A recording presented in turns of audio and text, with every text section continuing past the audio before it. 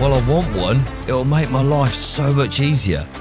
But as time goes by, you begin to forget that you even saw it, until you see another spark using one. Then it starts all over again. You tell yourself, I'm going to get one of them. Toolbox Talks for Electricians, where we load electricians with the tools and skills they need to reduce stress, gain back time, and earn more money. Hey, how we doing once again? My name's Ben Poulty, your host, back again to tell you some of the tools that I took my time buying. Just because they're a few £100. I'm a tight git. But once I bought them, I can't live without them any longer. They're tools that I wish I just bit the bullet and bought ages ago because they make my life so much easier. But it's the main reason why you don't bite the bullet and buy something. It's because of the price. You think, no, I'm not spending that much. I'll struggle for that a little bit longer. Well, sometimes there's no point. Once you buy this kit, it'll make your life so much easier. So I'm going to tell you about the tools that I put off buying, but once I did, I can't live without. I will replace them every time they go faulty now. Because the lesson that I learned, that once I stopped being a tight git, it made my life so much easier. And it helped me get the work done a lot quicker too. So the first one is a multi-tool. It's a vibrating, interchangeable blade that comes in handy when you're cutting sort of boxes into maybe plasterboard, breeze blocks, or even brickwork sometimes. You can change them blades, and you do go through a lot of blades because, I don't know, you hit concrete and it makes them blunt, or you might hit a nail and it ruins them. But it's worth just having a pack of blades inside that toolbox as well, where you can use it all the time. It comes in so handy. I can't remember the last time I used my little padsaw to cut out maybe a box or anything in plasterboard, because using this sort of multi-tool, it just makes it easier and it looks so much neater. But I did, however, in the true Ben style, try and go the cheap route to start with. I bought myself one of them ones from Screwfix where you plug in.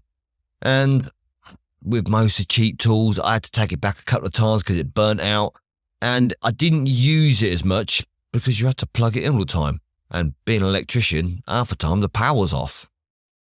But that was back when they weren't as popular, I don't think. Now you've got every brand like Makita, DeWalt, Milwaukee, everyone does a multi-tool. And the reason why that is, I suppose, is because you can use your same batteries that you have.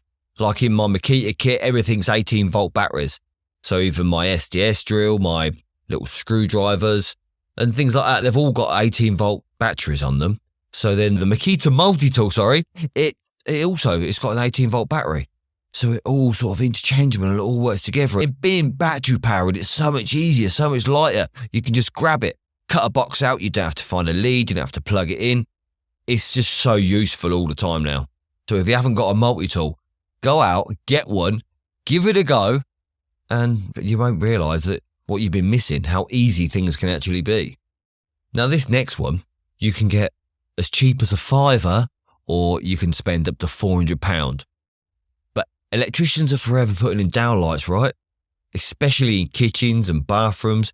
And you need to get them spot on, because if the customer notices it, the one that's slightly out, they'll call you up on it. It doesn't matter that you wired the whole circuit and you've gone from the board and put 3 switches in with an automatic undercovered lighting, everything fancy that you're proud of. The customer just sees what it looks like, the finished product, and they look at it and go, yeah, that's a bit wonky.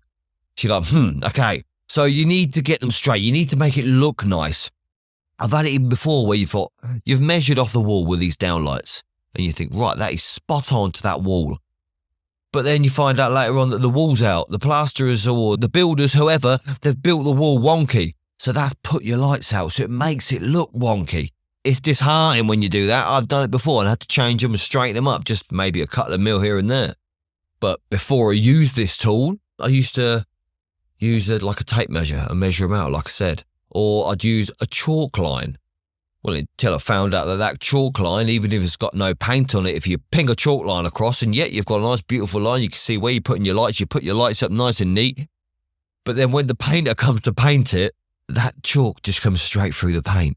It's super strong chalk. I don't know what it was. It was some fancy chalk, and it happened once, and I thought, right, after that, I am not using a chalk line. I resorted to using a string, and then I put my holes up to each corner of the lights and then put a string so I could measure out the rest of them. which was time consuming and it had string all over the room, to be honest with you. So I've always been looking for a better solution to mark out your downlights. And I saw these guys that were fitting a false ceiling. It was in an industrial site. You probably know them false ceilings, got the tiles in.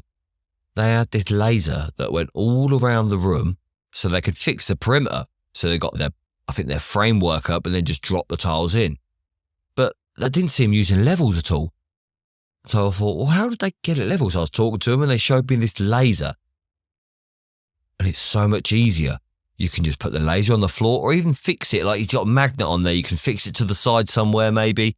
And it springs up basically a grid onto the ceiling. How can you go wrong? You can adjust that grid. You can see exactly every little mark where you're going to put your light. And the thing is with a laser, don't use too much batteries. You can leave it on there all day. Whilst you're marking out, whilst you're wiring out even. You can do it when the ceiling's not up. So you know exactly where you're going to put your downlights. And I can't live without a laser now. I think they're brilliant.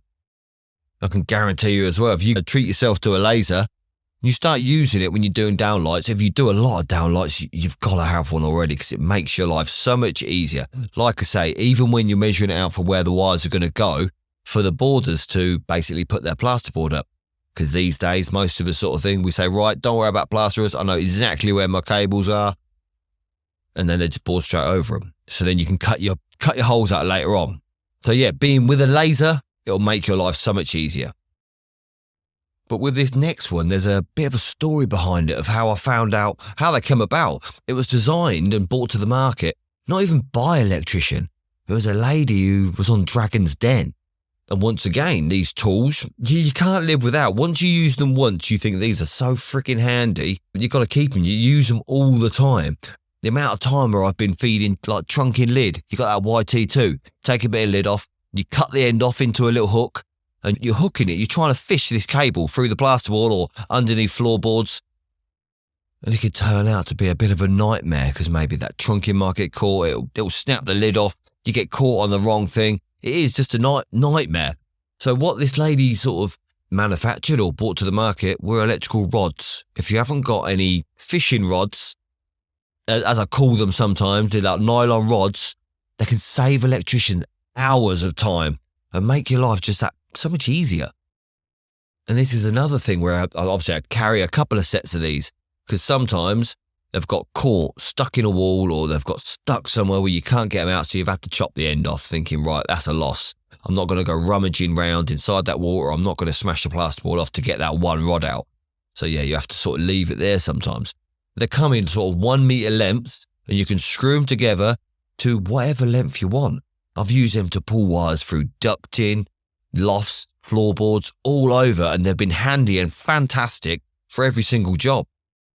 So if you haven't got yourself a set of nylon rods, then invest in some. It'll save you time fishing for cables. How long do you sometimes sit there and try and fish? You get your little bit of cable. Normally I used to have a little bit of 10 mil earth, bend it around the right way, try and fish round to try and find the cable. But with these nylon rods, you can even put a hook on the end, stick it in there, and it doesn't bend as bad as cable. It's a nylon rod, so you can stick it as much as you want to get through that insulation to find your cables wherever you left them. So this next one is probably a common thing for yourself as well. As electricians, we're always looking for a solution to make things quicker, more efficient, and to earn more money, basically. So when I was younger, I thought, right, I started looking for a new job testing. When I got my 2391, I thought, right, yeah, I'm going to become a tester. That's where the money is. So I was periodic testing all over the UK. For some reason, I had it in my head that it was the way to make a good amount of money because I've been subcontracting for a long time on site, and I thought, yeah, I'm earning a good amount of money, but I want to earn more. So I thought, right, I can do price work on testing. And that was all I did for 5 days a week, testing. And as you know, more than likely, that when you're holding a test kit with 3 test probes and you're trying to balance them on the terminals to get a decent loop reading, it can be tricky at times. So I bought myself one of these remote test probes that you can also hold. You can hold them with both hands, to be honest with you, and then test it. And there you go. You've got your button actually on the probe. It's an extra plug that goes inside your multifunction tester. And you can get a remote test probe for all of them, I think. So I used to have a fluke testing kit. That got nicked out the back of the van. But when I replaced it with a Q-Tech kit, that also had the capability to put a remote tester on it as well. Because I really wanted that. That saved me a load of time and saved me balancing it. You've got the strap to put it around your neck, but sometimes you need both hands. So I get this remote testing probe to make it easier. And I think with testing, maybe you can earn some good money. But I was so bored. I say so bored, I went into pat testing then and doing university. So I used to pat test everything in the university on a price as well, which you did earn good money because you weren't per item. And all you had to do is test them. 9 times out of 10, they passed. So you just had to stick a sticker on and put the date on and print it out. I bought all the kit for it. But yeah, I was always looking at ways to earn more money as an electrician. And testing, yeah, you probably could earn some good money, but it was boring. So yeah, I quit that job after a couple of weeks. Now the next one is a 20mm hole saw. It's electrician's best friend, right? Because we cut 20mm holes in everything, either to fit a 20mm bush to get a cable through for the sockets to maybe fix onto trunking, or even just to put like a 20mm grommet in something. But then what do we normally do if it still doesn't fit, if that cable doesn't go through that 20mm grommet? Well, obviously you try and get that 20mm hole saw inside the 25 so you can cut it out a little bit bigger and put a 25mm stuffing gland in there. Most of the time, yeah, you make things a mess. They slide off and they scrape the box or they damage it and it just looks a mess. So I come across this other little thing that first I bought from wish.com. They were crap. They were rubbish metal. But now I get them from the wholesalers, which is called a step drill bit, or some people call them a cone cutter. I bought a set that I used. They can drill a hole up to 35mm. And it's so handy. It saves time and effort. Even when you're cutting a 20mm hole these days, I rarely get that hole saw out. I just use the cone cutter or the step drill, whatever you call it, just to cut it out to exactly what I want. And there's so many things that sort of come and go in the electrical trade, well over the 20 years I've been involved anyway. And you get interested, you got to give them a go. Because if they can make your life or your job just that little bit quicker or that little bit better, then you're going to give it a go. I did the same with these. I go to a lot of these shows. Like there's this show in Coventry, local to me, and it's the Alexa show. And you go in there and they've got, hey, check out this. So I did. It's a great sales pitch. I fell for it. I got this thing called a gecko. And it was one of these things with a magnet on the end. You put it into maybe a dot and dab wall, and then you can fish your wires through, add a bit of string attached to it, but you would obviously attach your cable to it as well. And you fish your wires through the dot and dab to exactly where you want to put that socket, which it was great. It did the trick. It did what it said. It had a magnet on the end. The thing is, when the magnet got dirty, if it was a clean wall, it made the wall bit dirty. So when it got stuck after a few months of buying it, I didn't go replace it because I didn't miss it really, to be honest. But like I say, these things, you got to give a go. You find them exciting. They look like they're going to save you a lot of energy and a lot of time. Then it's the more unique it is, the more appealing it is. It may be just being a bloke, to be honest, but well, it could be an electrician. But I do know blokes like tools, and they like faffing around with tools. So if you're the same, let me know in the comments if you've come across any like super handy tools that you think, yeah, this saves me a time, and you've obviously kept over time and proved that it's a good tool. Then let me know down below in the comments. Because as yourself, you probably get excited to check out new tools all the time. And if you want to get your hands on any of these tools that I've mentioned in today's podcast, then go to my link tree in the show notes and click on the tools section and it will take you straight there. And I'm confident to say that all these tools mentioned in today's podcast help me make more money and be a lot quicker as an electrician. So until next time, I'll see you again.